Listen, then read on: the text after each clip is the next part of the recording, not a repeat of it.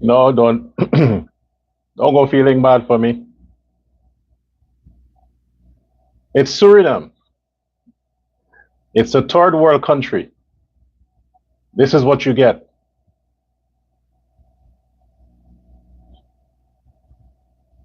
So just be patient. That's all. That's all. Just be patient. Just be patient. Just be patient.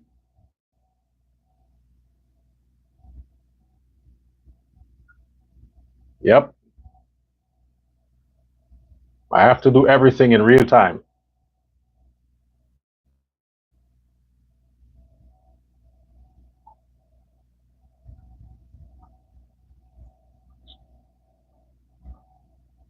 I'm switching between internet. I'm switching between internet. So don't worry about it. I'm seeing it's messed up at the moment.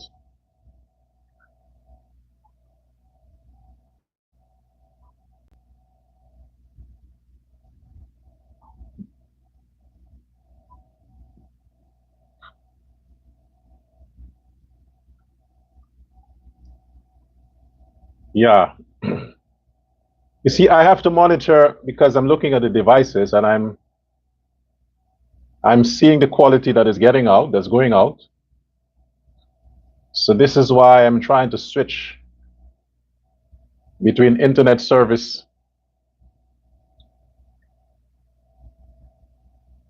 But they all seem to be the same.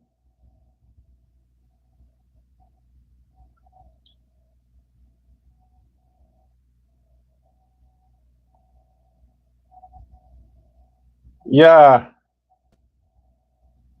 But if I move, you'll get some buffering there.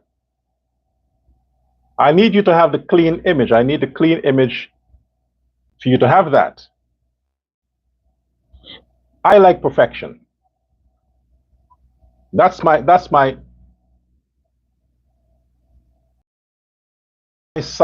side effect. I like perfection. If something is not going well, I'm distracted. I'm disturbed. It must go exactly the way I've fantasized. But any little glitch here and there, you can't deliver that kind of service. You know, folks, what you need to understand,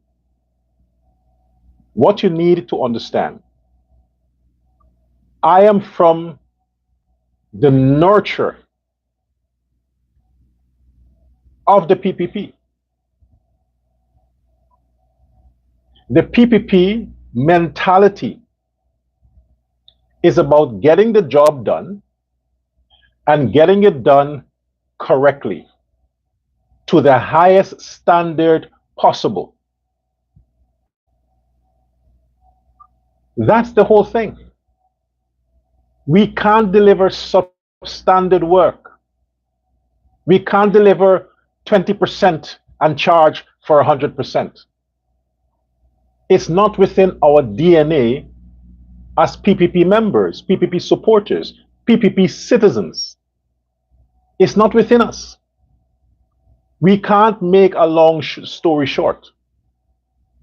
See, I'm seeing that the image is terrible here. Because I'm watching it in front of me here, and it's terrible. It's the upload is not it's not good. I don't like that. So I'm switching and switching and switching.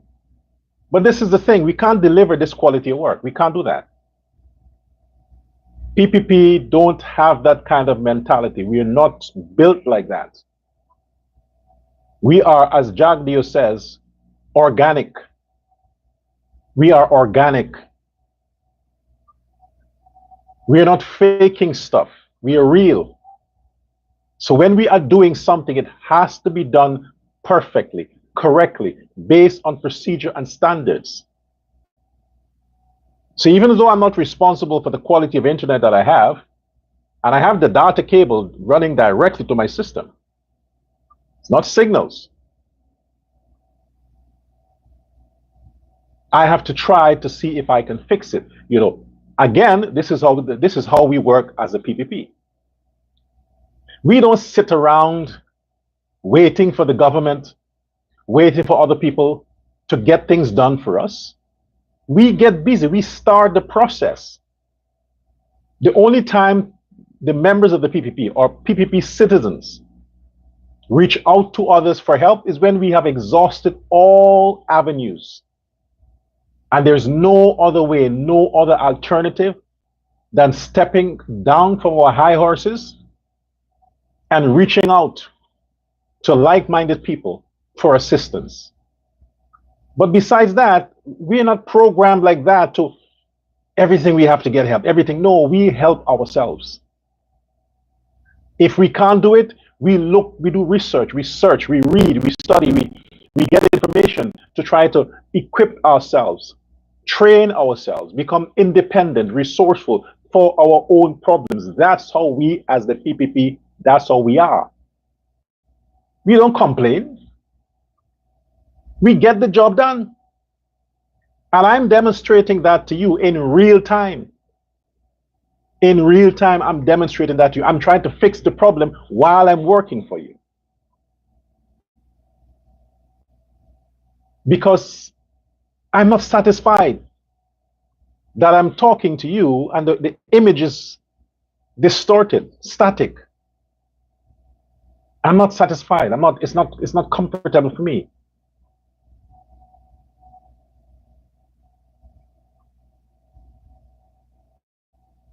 Yeah. So I'm going to switch again. I'm going to switch to the other service again. Let's see if it gets better. Hold there.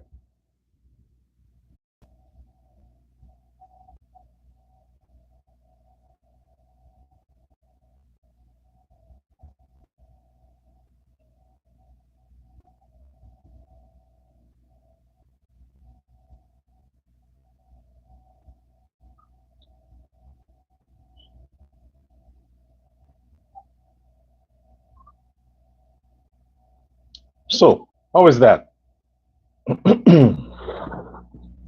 Okay, this one seemed to be better. Good. I switched to another Wi-Fi service. That's the thing. Oh,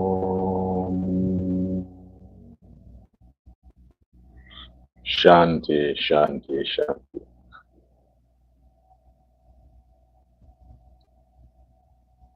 Aubrey Norton, fuck you. When you send your arrows, you and your folks send your arrows of Obia,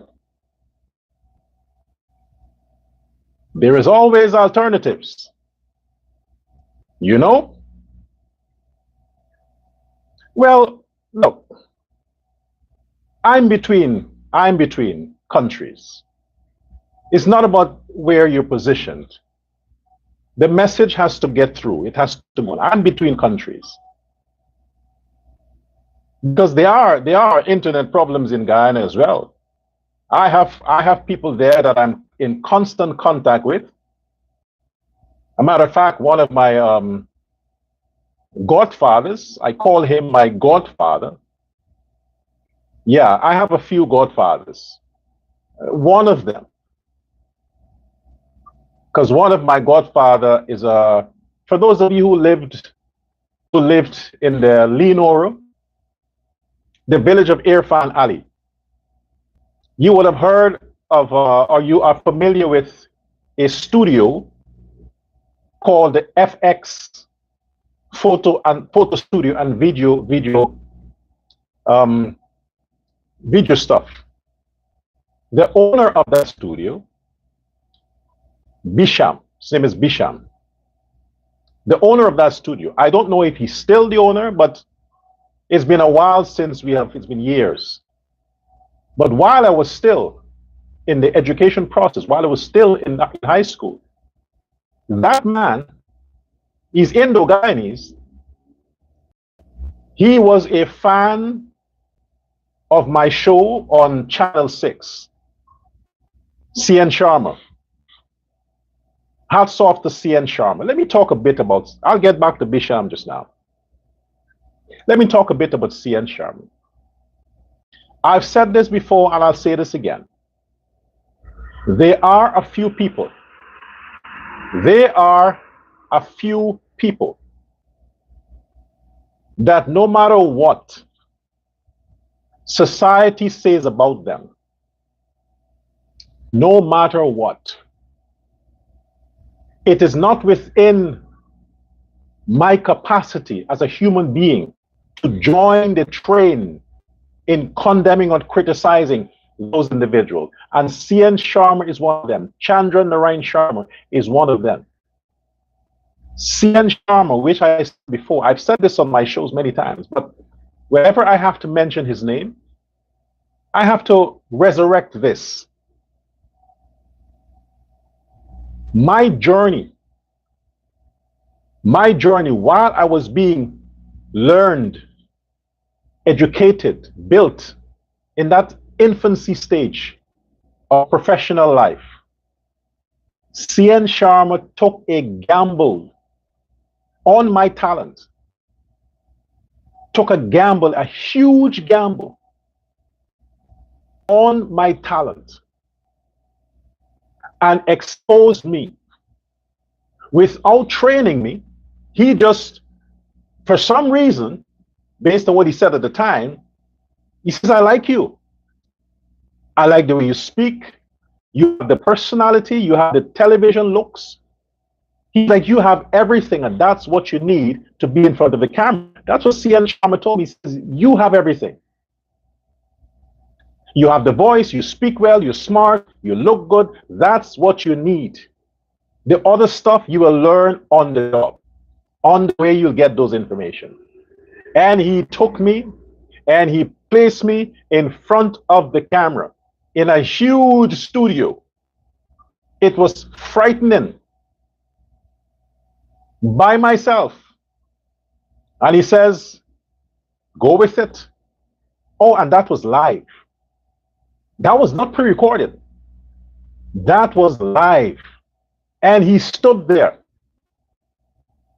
You must understand, there I was, sitting in front of a huge camera in a well-equipped studio, frightening, with the legend CN Sharma and the producer and the cameraman and Clem David watching me. They gave me a script, and Clem David said, you're not going to read anything from teleprompter. You better read the script right now, memorize it, and put that paper away. Speak from your head. People, folks, I've never done that before. This was the first time CN Sharma put me in front of the camera, because he knew what I didn't know. And he says, you're a natural.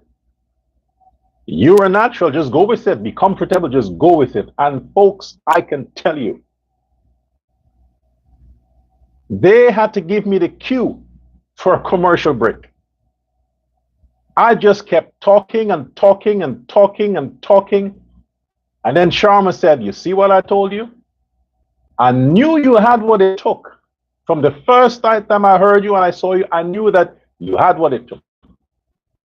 He gambled on live television. He could have embarrassed his entire network by taking a chance with an amateur who has never been in front of a camera before. Never.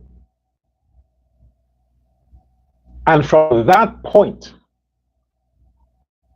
when I finished that program, that live show, he gave me a contract to present a live show every Saturday at 12 o'clock. Liberate your mind. It was his idea, because CN Sharma told me at the time He says, I listen to you, I talk to some of your students, and I think you're concerned about the way people think. You have this passion for people thinking a certain way, correct thinking. You're. I think that's the area you should focus. Sociology, psychology. Talk on those issues. Try to target people's mind as to how they think. Do that.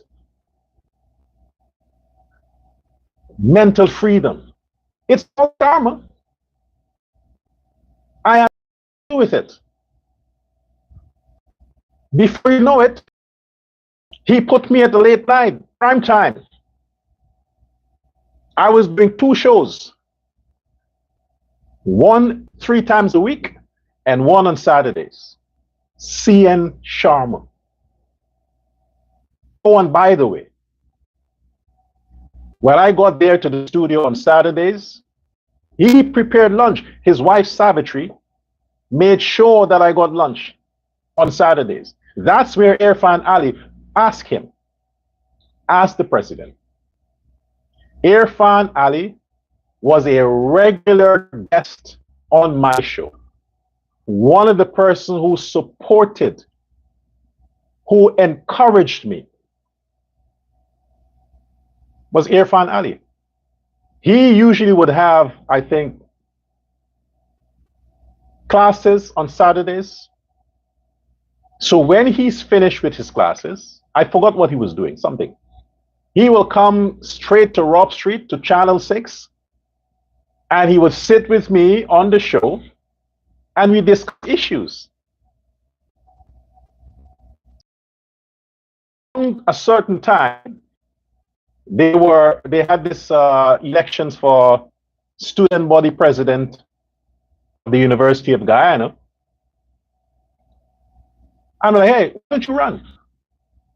He's like, no, I can't. So I say, hey, man, why don't you run? Run for the student body president. We're going to use this platform and push you. I encouraged them to run. And he did. And guess what? He won student body president for the UG, for University of Guyana. The only television exposure he had was on Channel 6 on my show.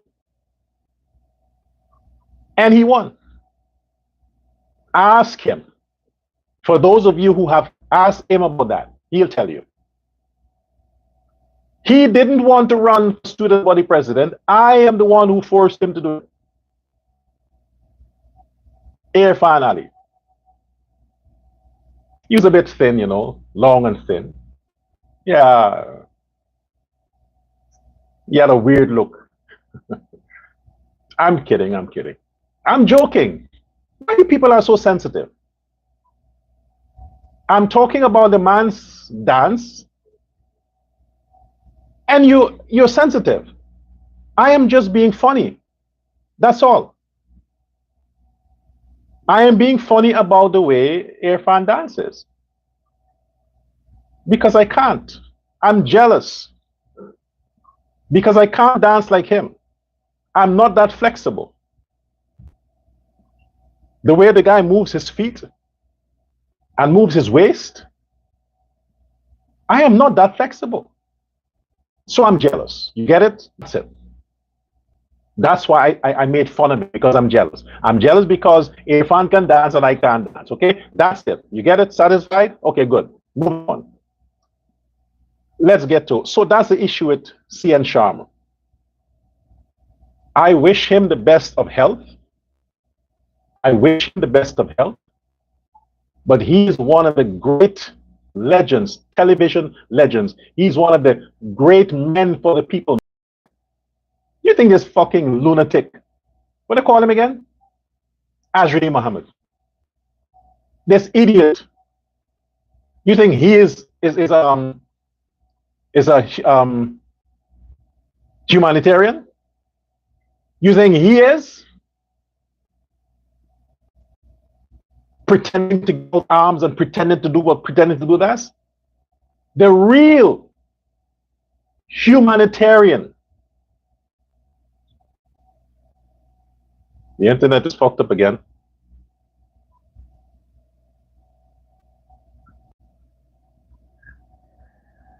The real humanitarian In Guyana's society, a man who has made his mark unselfishly for years before he decided that he wants to get into politics. The real is CN Sharma. CN Sharma would feed people every religious Saturday. Hundreds of people gathered at his office, at his location in Rob Street, every Saturday. Long, long lines. And yes, the majority were blacks. Every hole he goes, every ghetto, all over the country, CN Sharma goes with his own finances, and he paid his taxes. There is no record where CN Sharma robbed the taxpayers. Sharma paid his taxes. He was not a gold smuggler. Sharma never, from what I know, owned a cambio. He was not a drug smuggler. He ran legitimate businesses. He earned from his businesses. He's a smart man. He built the television industry. He pioneered television industry. He pioneered live streaming. The first person to go live, roaming on the street live, is CN Sharma. First. He's always live, constant. Anything happen, you get it live and direct, unedited. CN Sharma. He's a legend. Hats off to that man. I would never, ever disrespect that man.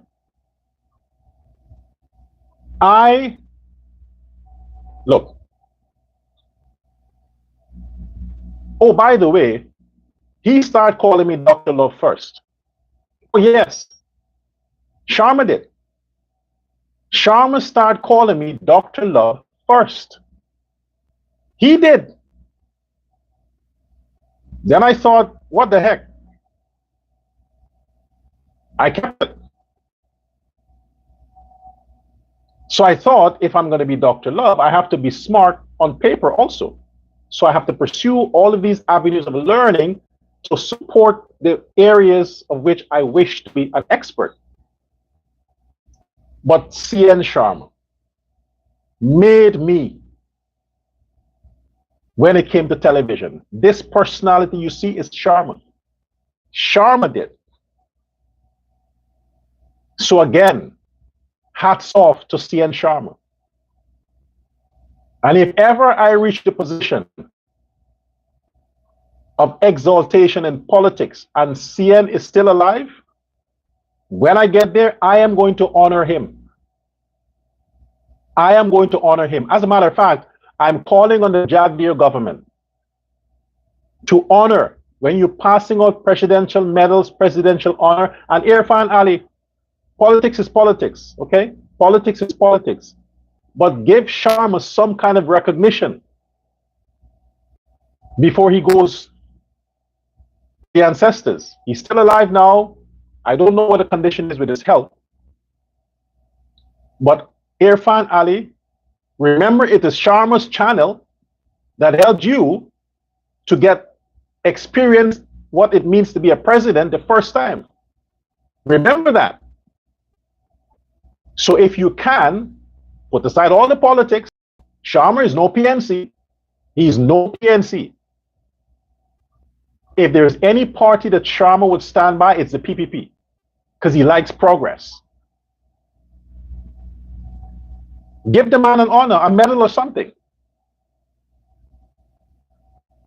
Getting that out of the way, let's go back to Lenore. Yeah, one of the godfathers is CN Sharma.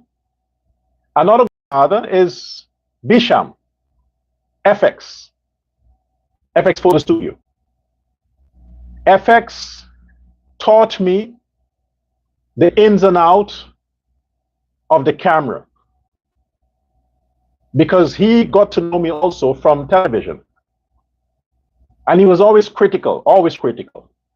He's like, Dr. Law, I think you could do this, you could do that, you could do this, you could do that. Then I realized that, okay, if you like me so much, then teach me what I need to know. So then I decided that, hey, when I have time, I would go there. He would show me a few things, give me access to books and say, you could read this. Before you know it, he became a godfather. Then we started producing these dance programs, talent exclusive. Those of you who would remember, there was a very popular show on channel, so we started it on channel 6. Talent exclusive, where people come, young women would come, they would dance on live camera. We did it first at FX's location, his house, nice flowery place. The man always liked a flower garden.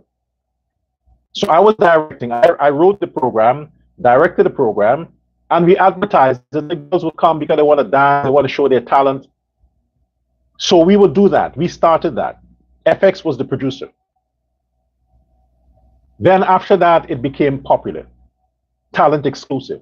Then we included music, singing, but that's another stage. So FX, Bisham, I call him FX, but Bisham, lovely family, he had 2 daughters, beautiful wife, lovely family.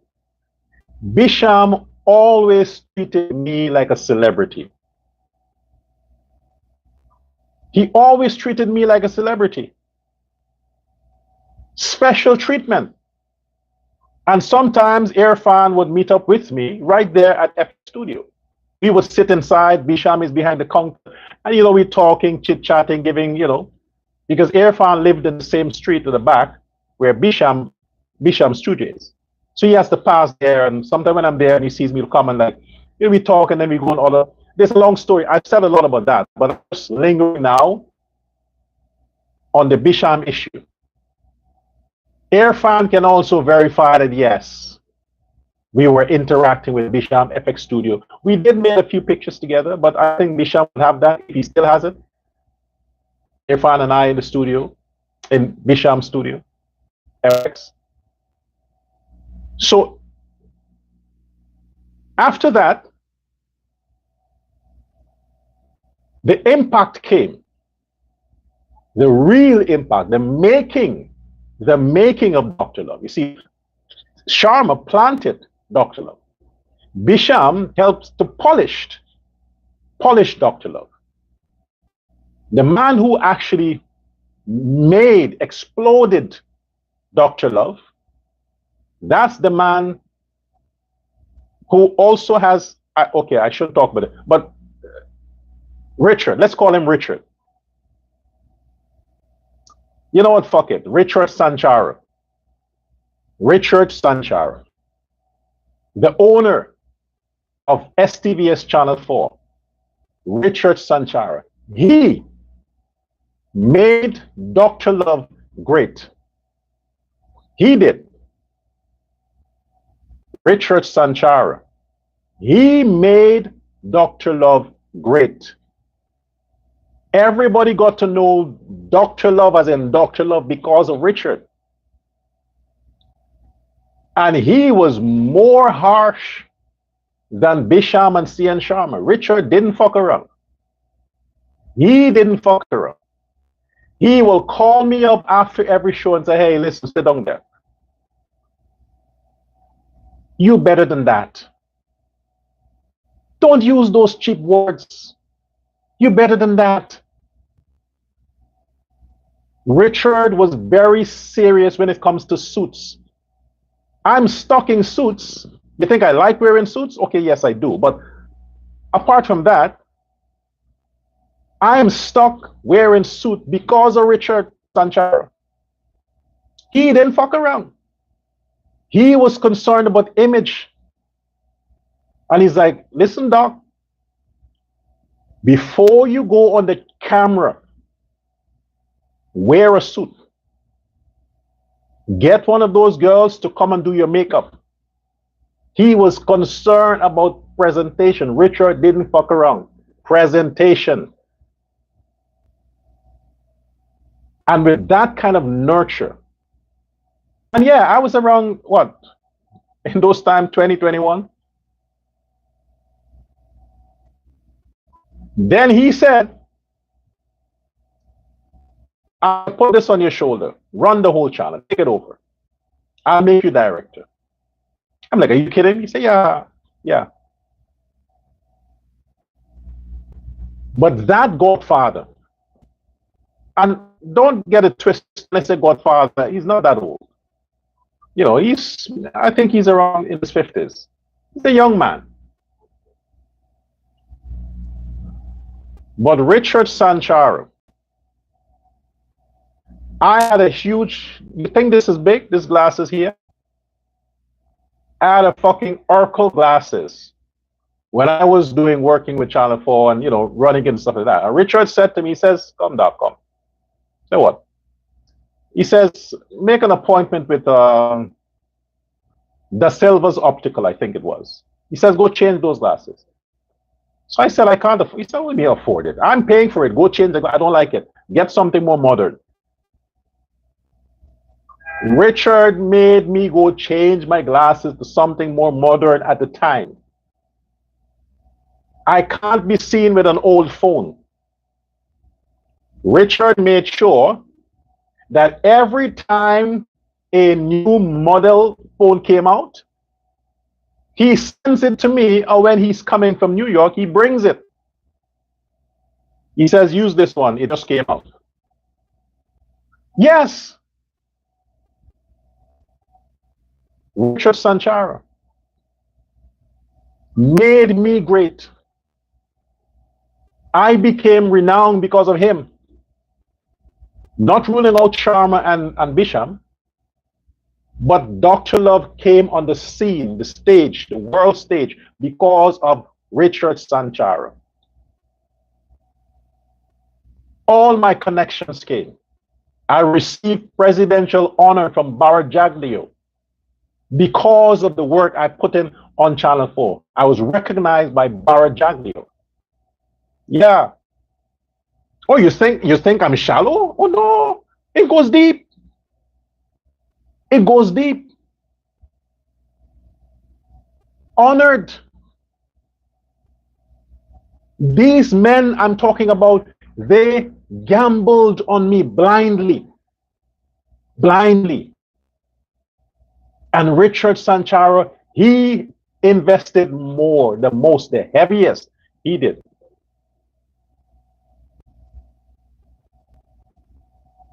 And guess what? I can't dissuade from this. I can't dissuade from this. None of these people, not Sharma, not Bisham, not Richard Sanchara, there is 0 ounce of racism in them. 0. I've been cussing niggas a long time. Not today. You think I'm now doing it? No. Since in the days of CN Sharma, since in those days I'm cussing all them niggas and thugs. And Sharma never liked it. He says, Doc, you can help the people if you educate them. You can educate them. He says, but you know, calling them out and calling them names is not, I don't like it. Educate them, use topics, talk about these topics, and help to free their mind. You know that a lot of these people from the ghetto, they've been, okay, I'm not going to spill the beans, but Sharma is one of the most purest Indo-Guyanese you can come across. 0 racism. And I went his whole house from top to bottom. I had access everywhere. And I was black. Bisham from Lenore, from FX Photo Studio. I was about 19 years, wrong time. And he would give me the keys for his house in case I want to relax. He said, you know what, you can go chill. For his fucking house. FX. Indian again.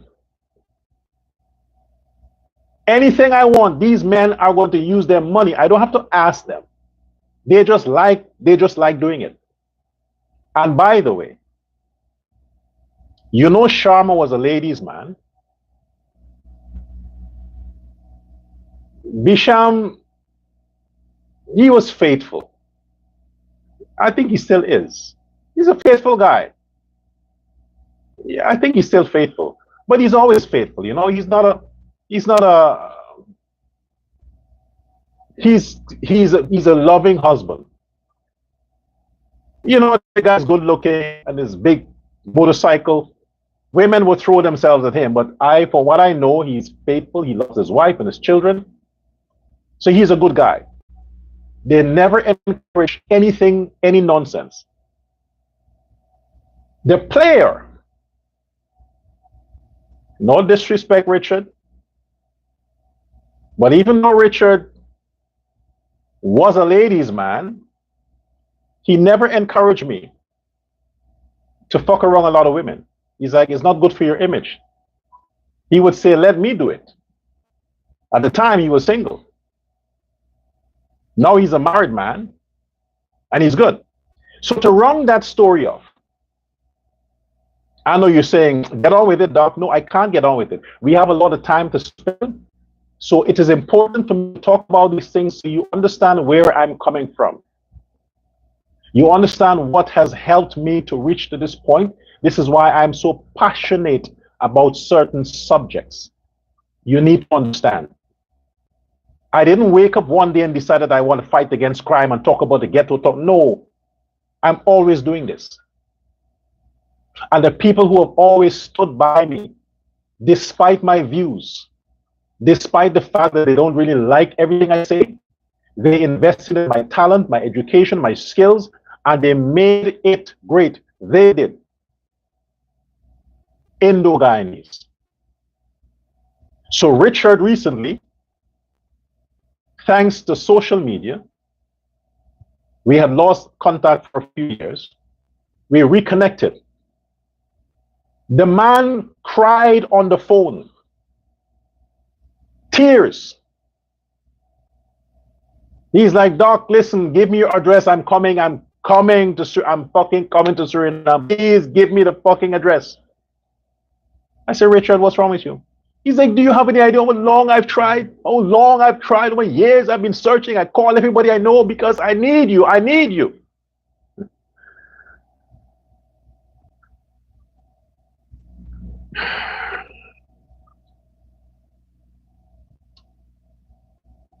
Yeah. Now these people, these are Indo-Guyanese. Tell me how I can afford to be disloyal. You tell me. Just tell me.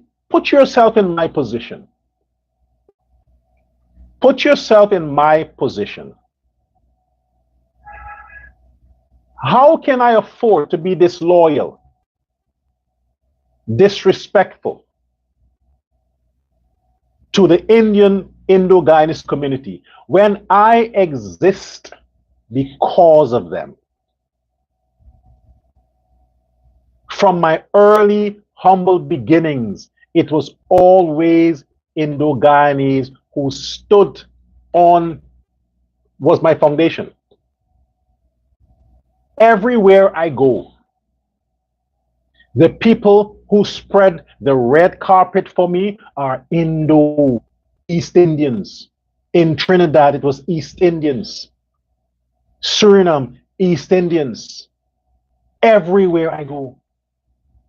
So you tell me, what can justify me being disrespectful to East Indians? What?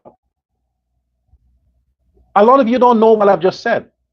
I have to be honest and clean. I'm now saying it openly. This is my position. I want you to know. I've said it before. I keep saying it. Richard don't like the things I'm saying. Sometimes I don't take his calls. Because he's called me, he's like, can't you find other words? Do you have to use the word nigger? Do you have to use the word? Can't you find other words? To this day, the guy is trying to control my fucking mind. To this day. The other day, he called me 2 days ago. He's like, Doc, listen now. You better than that. Do you have to cuss?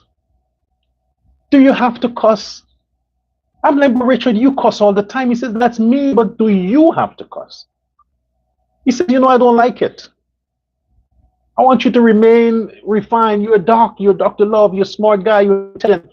And he says, you still look good. Anyway, but I said, Richard, you know, sometimes it hurts when I see what they're doing. It hurts, and I can't find the right words. So I have to use certain profanity to get the point over. To this day, he's still against a lot of things I'm saying.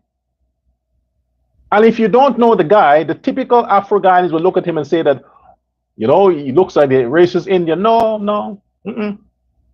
Mm-mm.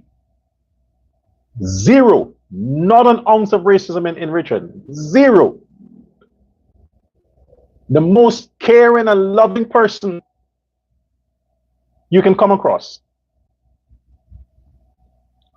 Oh, by the way, in case you are watching Richard, you see I've said all these things, which is true. So if I tell you that order blazers,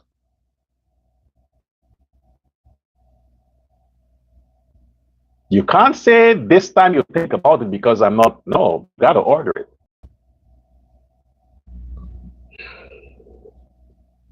It's never too late. It's never too late. I am not going to wait until these men passed and gone, then to honor them. I am doing it every breath of opportunity the universe afford me. I am going to recognize the people who have made an impact in my life. It just happened that all of them are Indo-Guyanese. And the place I've spent more time, Suriname, Indo-Surinamese. It just happened that that's what it is. If there were Afro-Guyanese or Afro-Surinamese or Afro whoever, I would have gladly acknowledged them. But there is none. There is none. I am here. I have to do my part to make sure that Guyana stays safe. It's never too late. I watched all those police officers. I was emotional when I saw when the president announced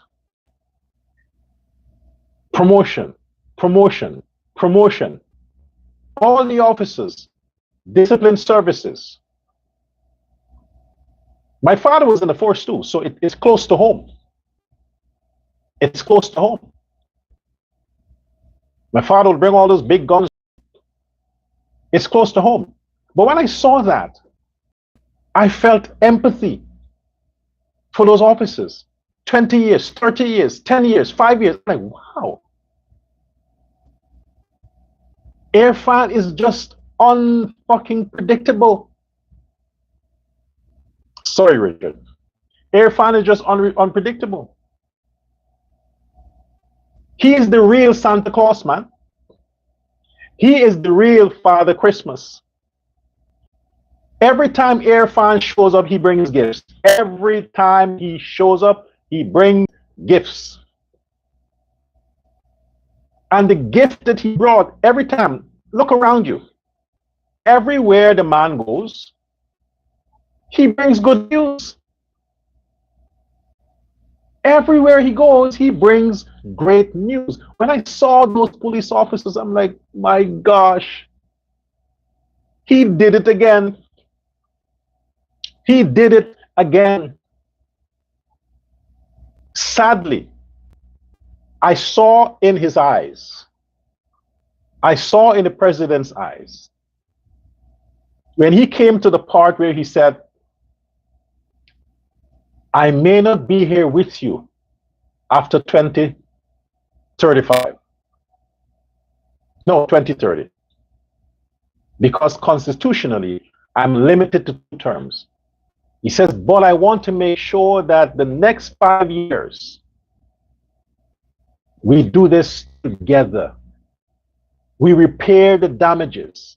make the force trustworthy again, great again, satisfying to the people again, serve the nation. When you hear those words, man, I'm like, fuck.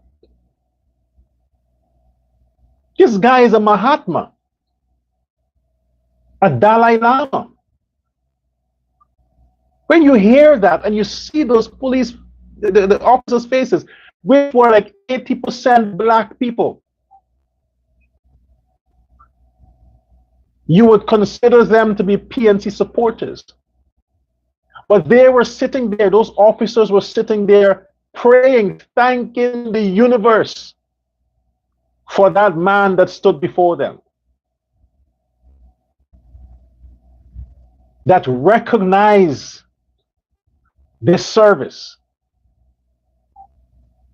He sympathized with the struggle, empathized with the dilemma they continually find themselves in executing their duties, in serving and protecting, all the challenges they have to face, all the criticism, all the bad names about corruption here and corruption there, and all those bad names. He stood there as a president, as a father, as a commander-in-chief, and he like, hey, I got you. I understand what you are up against. So now we can't skip you. We have to include all our people in the process, in the journey. And right now, it is unfair that a lot of you are sacrificing your lives. You lost families. You've endured broken relationships. You've endured all kinds of social ills. You have this stigma that's continually forwarded to you as police officers, mainly from the PNC. People look at the records. How often do you hear PPP, in or out of government, criticize, spread fake news, and disrespect the police, the discipline services, the way the PNC continuously are doing it? And even though the community, the population of the joint services are largely blacks and PNC. How many times does the PPP did that to those police, those joint services? On record. The party that has always shown respect for the joint services, PPP. And the president demonstrated that at the meeting day before yesterday, when he handed down that amazing news. Everybody promoted. Now tell me how those officers will not be loyal to the government and the president. You tell me. Now the PNC is spinning this. These evil rats, these ugly, big-nosed, thick-lipped, smelly-mouthed prostitutes are spinning this. These vagabonds and hooligans, PNC pirates, they're spinning that as a campaign trick to get votes. Are you fucking kidding me? These people who have benefited, and they're not promising to do that. They're not promising to promote the police. They have built, it's a done deal. What is political about that? Promotion comes with more pay, more money. The president had to have consulted with the finance department, and they had to have made room. It's not something that could have been done overnight. They had to make sure that that can be sustained. They were busy with that for quite a while. Since Ali came into office, that was one on his agenda, to promote all the joint forces personnel who have served beyond a certain years. Promote them. It was on his agenda. But you can't just jump and do that. You have to have the budget to sustain it. Because these promotions comes with benefits, financial benefits. It's not word of mouth. So those people who are promoted to inspector, the corporal, the sergeant, it means they earn more every month. More benefits, more gratuity, everything is more. The country has to have the budget to sustain it. This is not no fucking campaign stunt, you idiots, you low-life fucks. This has been in the making for a while. The president wants to get it over with. So at the start of his new administration, he don't have to revisit that issue again. He want to get all of the backlogs, all of the backlogs. That was a backlog that he had in his head. All the things that he's now, it seems to me he's in a hurry to get it fixed. Because he wants to start on a clean slate. The manifesto that the president, the party has, is not a continuation of the old one. It's a totally new manifesto that amplifies 2020 manifesto. So the president, the vice president, and the Ali Jagdeo government, they don't want baggages over in the new administration. They want to solve all the problems, all the issues they have promised. They want to solve it, get it over with, finish with it. Then on September 2nd, they start with the new programs on the new manifesto. That's what this is about. So you talk about, oh, he's running to, no, the man, he doesn't have to buy shit.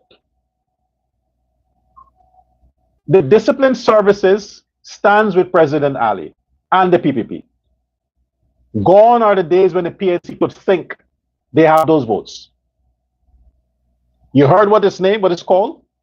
Discipline Joint Services. That's what they call it, for a reason. It means that every officer in the joint services are educated. They're smart. They think. And they understand. They want to be associated with law and order. They know that the Ali Jagdeo government is not a corrupt government. It's a government that believes in law and order and peace. So those officers follow the book. And in the execution of their duties, they're being judged. They're being criticized. They're being pointed fingers at. Forgetting that in the PNC time, they always forget that. How the PNC suppressed, mistreated, ill-treated, victimized how many persons in the joint services, especially Indo-Guyanese. Their application is being turned down. They can't access, get into the military school or the police academy. Victimize Indo-Guyanese. And now because the president is just fulfilling his agenda from the 2020 manifesto, they're not talking that, oh, he's trying to buy the police vote, buy this and buy that. Them niggas are, okay, fuck it. Them niggas are always with their bullshit. Always with their bullshit. Nonsense. The Afro-Guyanese are stepping over. They want nothing to do with the PNC anymore. Nothing. The PNC is desperate. They are a dying party. They have cancer. Incurable. They are a dying party. They don't have much long. No chemotherapy can't help them. They're done. So they're clinging on to a straw. They're clinging to a straw. Nobody wants anything to do with them anymore. Nobody. The little scums they have in the ghetto, That's what they use it. And this thing about recycling crowds, this thing about the PPP bringing the same set of people everywhere. If I was physically in Guyana, I would have gone to every campaign rally, bottom house meeting as possible, using my own resources. Everywhere, all over the country, you would have seen my face. What, does it mean that I'm paid to be there? Does it mean that they're recycling me? What am I, fucking trash? You recycle garbage, not people. So the fact that the PNC and the AFC and these people can make a claim that the government is transporting the same set of people to go to the rallies, it's a lie. Look at the faces of those people. Everywhere you see the campaign rally, there are different sets of people, different sets of people. And even if the country wants to follow their government, follow their party to the ends of Guyana, so what? So what? If people want to use their buses, their vehicles, their boats to help to transport interesting individuals to go and stand in solidarity and support and to cheer on and to spectate the programs and the campaigns of the PPP, so fucking what? Look at the time these rallies are scheduled. Not during working hours. They're scheduled at a time that is convenient for the Guyanese people. Convenient. The people have finished all they have to do. They plan for that. They know the dates. They know the location. They plan for that. So when the time is right, those people take their vehicles, they hire a bus, they do what they have to do, and they go and stand in solidarity with their president and their party. What is wrong with that? You're fucking jealous, Aubrey Norton? Nigel Hughes, you're jealous? Because the black people that you think you have control over, they wouldn't spend a cent for you. They would not spend a cent for you. You have to pay them like Azruddin Mohammed. You have to sponsor their transportation like Azruddin Mohammed. You have to give them 50,000, 20,000, 30,000 to get out their house and come and stand there wasting time just so the camera can catch and say, hey, we have 200 people here. You have to do that. It's like a woman who really don't want you. And for her to be around you, it has to cost you. She has to benefit. She's not volunteering her time to come around your fucking ugly face with bullshit.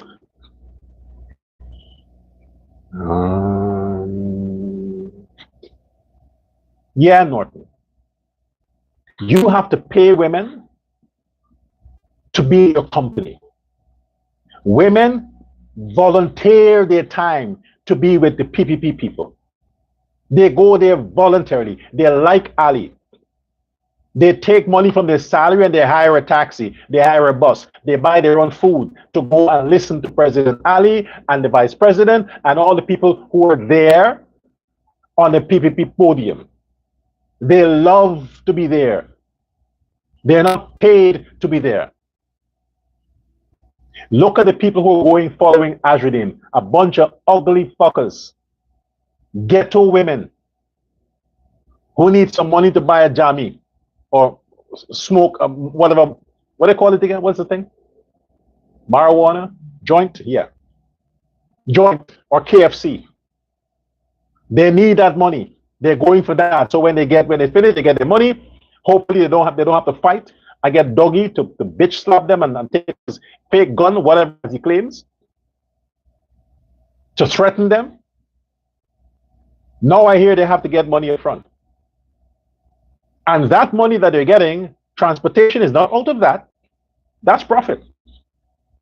Azruddin has to pay them, plus provide transportation. That's the crowd they get. The people who go to listen to their president, their kings, are people who go on their own accord, their own budget. PPP don't hire nothing and hire buses to take anybody anywhere. If anybody does that, it is unselfish, concerned, patriotic Guyanese who are PPP, who would donate their buses, donate their transportation. Hey, you know what?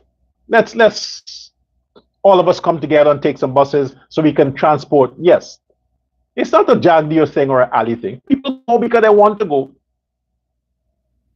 So if people go to 10 rallies all over the country, so what?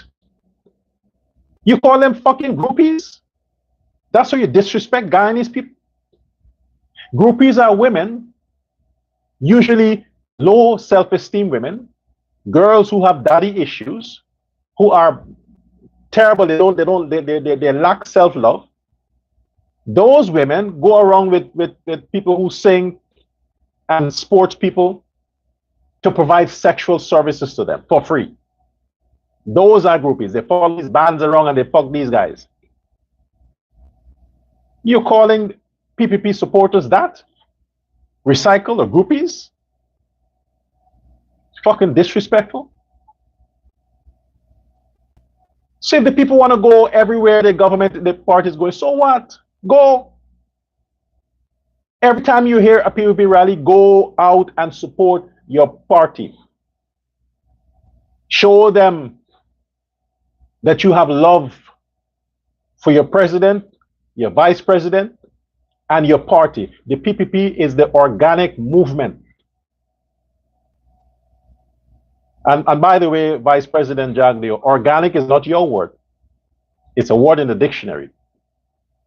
It sounds good when you used it, so I just borrowed it, but it doesn't belong to you. So if I repeat after you organic, it doesn't mean that I stole your word. It's a word in the dictionary. It means original, pure. Okay? So the PPP crowd, as Jaglio says, organic, pure, loyal, real. They go where the movement goes. They stand in solidarity. And on elections day, September 1st, my prediction is that this election will be the largest in the history of Guyana. If PPP don't come away with 40 seats,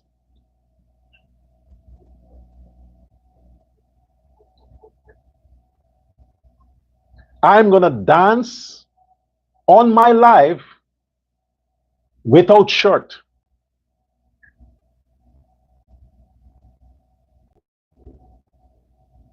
Yeah, President Ali, you'll have your chance to laugh. You'll have your chance to laugh at me, to make mock. If the PPP don't come away with 40 seats in the National Assembly, I am going to strip on this live and I'm going to dance for you without shirt. So if you don't want me to humiliate myself like that, I'll do it. And I'll blame you. The voters, I'll blame you for me embarrassing myself. If you don't deliver 40 seats to the PPP in September, I don't want 38. I don't want 36. I said 40. 40. If you give them 41 seat, I promise I will never cuss again. If you give them 41 seat, I promise you, I'll never cuss again. 40 seats? I'll think about it. 38 seats? I'll dance with shirt on the live. That's my commitment. That's the promise. That's the agreement I'm making right now. If you love Dr. Love Prasad, if you are a true supporter and you don't want me to humiliate myself in front of the whole world, on live, unedited, give the PPP 40 seats. Anything less, and I'm going to blame you for me embarrassing myself on this live. 40 seats, nothing less. 41 seat, I'm stopping the cussing. No more fuck. I'll say nigger, but no more fuck. That's the agreement. Take it or leave it.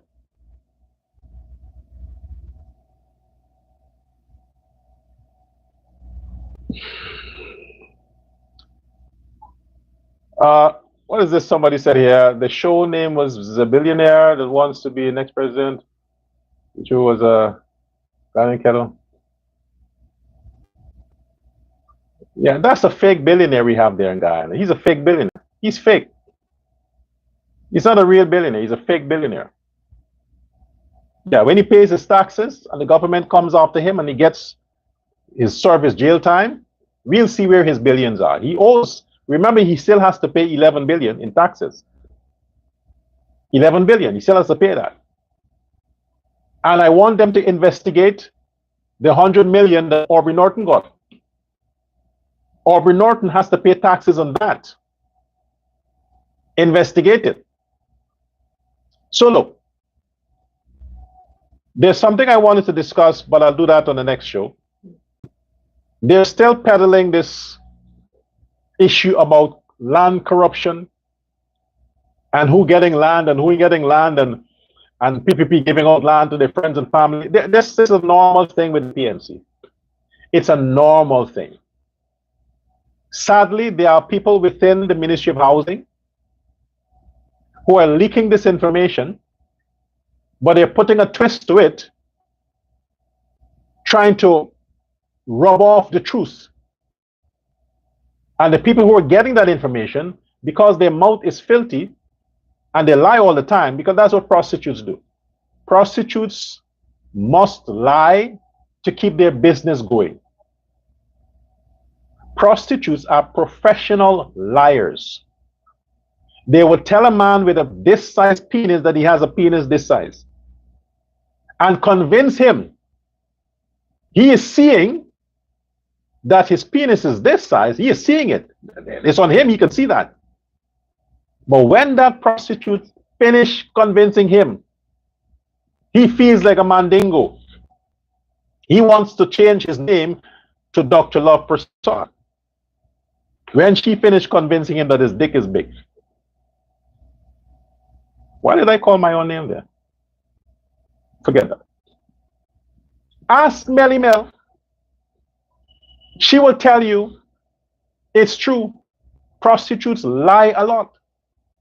So why would you listen to a Fatah and all these other people about so-called corruption?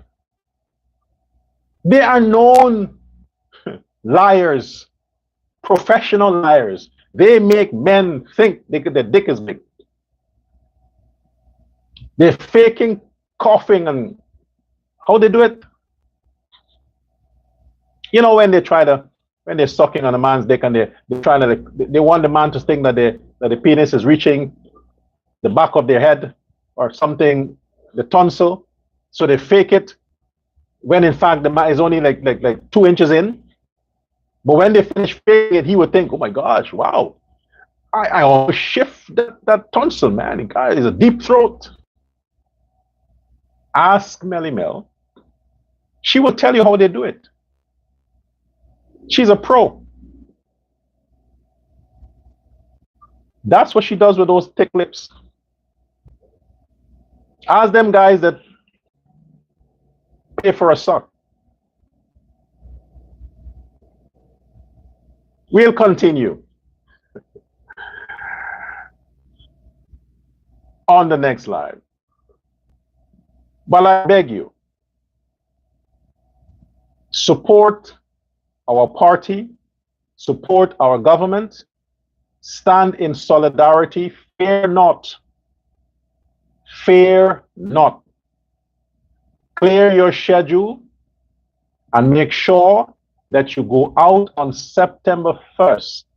If you have to camp out overnight to stand in line early, go there, stand in line and vote for your future. Long live President Ali, long live Vice President Jagdew, and long live the PPP. God bless Guyana. I'll see you.